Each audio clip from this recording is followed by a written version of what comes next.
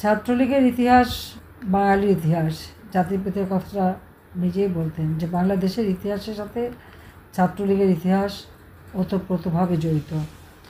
যখন পাকিস্তানি শাসকরা আমাদের মাতৃভাষায় কথা বলার অধিকার কেড়ে নেওয়ার চক্রান্ত করল, তখন জাতিপিতা বঙ্গবন্ধু শেখ মুজিব ঢাকা বিশ্ববিদ্যালয়ের আইন বিভাগের ছাত্র, তিনি তখন ছাত্রলীগ সংগঠন গড়ে তোলেন। আমরা যে আজকে মাতৃভাষায় কথা বলার সুযোগ পাচ্ছি, সেই বিজাতীয় উর্দু ভাষা বলতে হচ্ছে না, এটাও কিন্তু ছাত্রলীগের অবদান রয়ে গেছে। বাংলাদেশের প্রতিটি অর্জনের সাথে ছাত্রলীগ ওতপ্রোতভাবে জড়িত। আজকে আমি এটা আমাদের ছাত্রলীগের সব নেতাকর্মীদের জানা উচিত। যেমন জয় বাংলা স্লোগান, এই স্লোগানটা বঙ্গবন্ধু শেখ মুজিবই কিন্তু তিনি নির্বাচন করেন এবং প্রথমে ছাত্রলীগকেই কিন্তু এই স্লোগান দেওয়ার জন্য নির্দেশ দিয়ে দেন যে ছাত্রলীগ প্রথমে মাঠে এই স্লোগানটা নিয়ে যাবে, জনগণের মাঝে নিয়ে যাবে। প্রত্যেকটা সংগ্রামের পথে যেটা করণীয় সেটাকে সামনে নিয়ে আসা, মানুষের মাঝে পৌঁছে দেওয়া বা মানুষকে এই বিষয়ে সচেতন করার ক্ষেত্রে তিনি ছাত্রলীগকেই কিন্তু দায়িত্ব দিতেন। এমনকি আমাদের পতাকা, এই পতাকার ডিজাইনটাও তৈরি করে দেওয়া, সেটাও কিন্তু ছাত্রলীগকেই নির্দেশ দেওয়া হয়েছিল। শুধু তাই না, আমাদের যে জাতীয় সঙ্গীত বঙ্গবন্ধু শেখ মুজিবের খুবই প্রিয় গান আমার সোনার বাংলা আমি তোমায় ভালোবাসি, কাজে আমাদের আওয়ামী লীগের সম্মেলনে এই গানটা কিন্তু গাওয়া হতো। তো এভাবেই একটি জাতিকে স্বাধীনতার চেতনায় গড়ে তোলা, স্বাধীনতার চেতনায় উদ্বুদ্ধ করা এবং সংগ্রাম শুধু করা না, একটা যুদ্ধ অর্থাৎ অসহযোগ আন্দোলনের মধ্য দিয়ে একটা সশস্ত্র বিপ্লব। পৃথিবীর ইতিহাসে এরকম ঘটনা খুব বিরল, কিন্তু অত্যন্ত সফলতার সাথে বঙ্গবন্ধু শেখ মুজিব এটা করে যান। আর এই ক্ষেত্রে সর্বক্ষেত্রেই ছাত্রলীগই কিন্তু অগ্রগামী ভূমিকা পালন করে। আজকে আমার অবাকই লাগে যে ছাত্রলীগকে কি নিষিদ্ধ ঘোষণা করা হলো। কে নিষিদ্ধ ঘোষণা করলো? এমন এক ব্যক্তি যার অবৈধভাবে যে ক্ষমতা দখল করেছে, যার ক্ষমতায় যাবার কোনো বৈধতা নেই, জনগণের ম্যান্ডেট নেই, সাংবিধানিক বৈধতা নেই, সেই আবার ছাত্রলীগ বাতিল করে আর ছাত্রলীগকে নিষিদ্ধ করে। এখানে ছাত্রলীগরা বলবো যে যখনই নেতৃত্ব গড়ে তোলা বা নিজের গ্রুপিং করা, সব ক্ষেত্রেও কিন্তু একটু সচেতন থাকা দরকার। আজকে যারাই ছাত্রলীগকে নিষিদ্ধ করার দাবি তুলছে, তারা নিজেরা কিন্তু ছাত্রলীগ একসময় করতো। হয়তো কলেজ থেকে এসে ছাত্রলীগে ঢুকেছে, এরপর টাকার কাছে বিক্রি হয়ে গেছে, তারপরে তো এখন সমন্বয়ক হয়ে গেছে, উপদেষ্টাও হয়ে গেছে, কিন্তু বদনাম, তাদের যে অপকর্মগুলি, সেই অপকর্মের বদনামগুলি ছাত্রলীগের ঘাড়ে রেখে গেছে।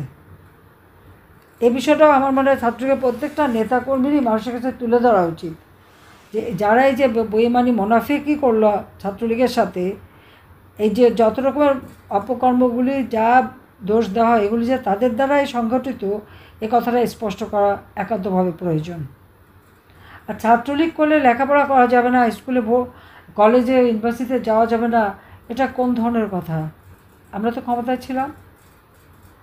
বাংলাদেশের যত রাজনৈতিক দল হোক, যেই হোক, যে ছাত্র তারা তো পড়াশোনা করতে পেরেছে।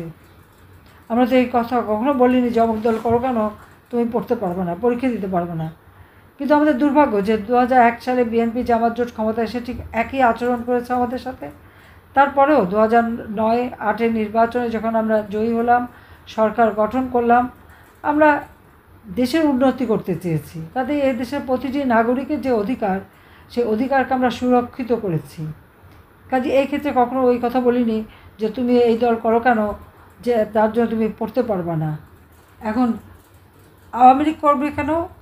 মুক্তিযোদ্ধা পরিবার, সেই ছাত্রছাত্রী পড়তে পারবে না, ডিগ্রি কেড়ে নেয়, ডিগ্রি কেড়ে নিচ্ছে, সার্টিফিকেট ছিঁড়ে ফেলছে। তবে একটা ঘটনা বলি, ডিগ্রি কেড়ে নিতে পারে, তোমাদের বিদ্যা কিন্তু কেড়ে নিতে পারবে না, এটা মাথায় রেখো।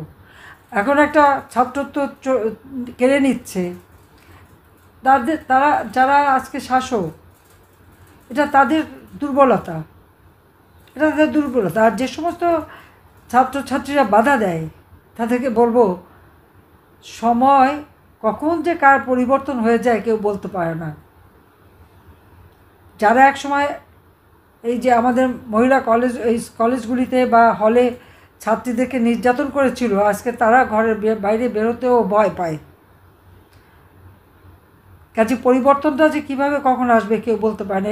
ওই একটা ঘটনার থেকেই যে তারা মনে করে আজকে রাস্তাঘাটে বেরোতে পারে না, লাঞ্ছিত হয়, ধর্ষিত হয়, খেলাধুলা করতে পারে না, তাদের সেটাও বন্ধ। তো সে কথাটা মাথায় রাখা উচিত। একসময় হয়তো পড়াশোনা বন্ধ করে দেবে, যাদেরকে তারা ক্ষমতা এনেছে, মানে ক্ষমতায় বসিয়েছে, তাদের বদৌলতে সেটাই হবে। কাজে আমি ছাত্রদের বলবো যে তোমাদের যাদের ছাত্রত্ব কেড়ে নিচ্ছে বা কলেজ থেকে বহিষ্কার করছে, ওটার এই চিন্তার কিচ্ছু নেই, কিন্তু যারা করছে তাদের চেহারাটা মনে রাখো, তালিকাটা রেখে দিও।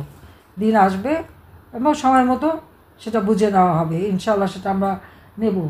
এবং ছাত্রদের বিশ্ববিদ্যালয়ে কলেজে পড়তে দিচ্ছে না, আজকে কলেজ বিশ্ববিদ্যালয় এবং আজকে সারা বাংলাদেশে প্রত্যেকটা আমাদের জেলায় জেলায় বিশ্ববিদ্যালয় কে করে দিয়েছে?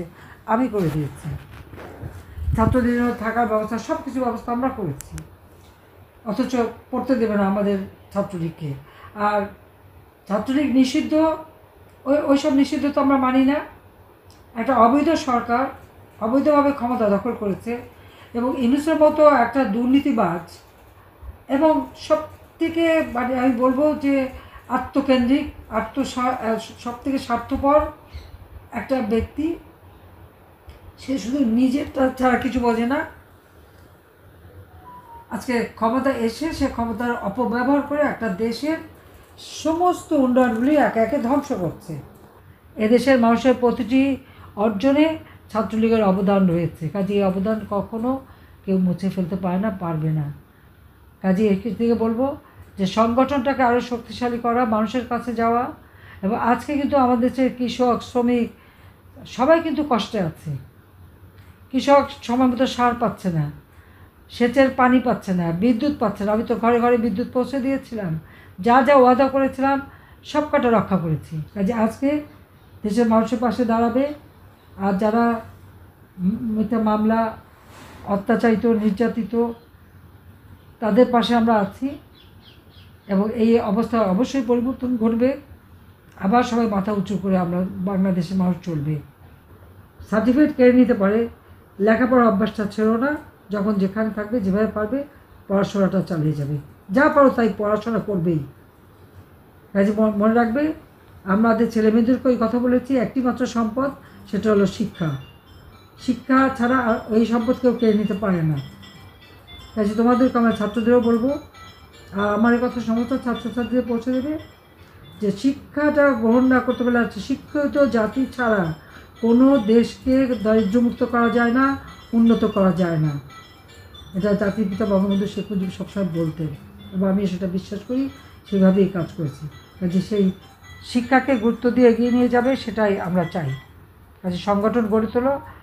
আর এই ইউনূস সুদখোর, খুনি, জঙ্গি শাসক, ফ্যাসিবাদ, এদের হাত থেকে দেশকে মুক্ত করবার জন্য যেখানে যেভাবে পারবে সেখানেই প্রতিবাদ করবে। সবাইকে ধন্যবাদ। জয় বাংলা, জয় বঙ্গবন্ধু, বাংলাদেশ চিরজীবী হোক।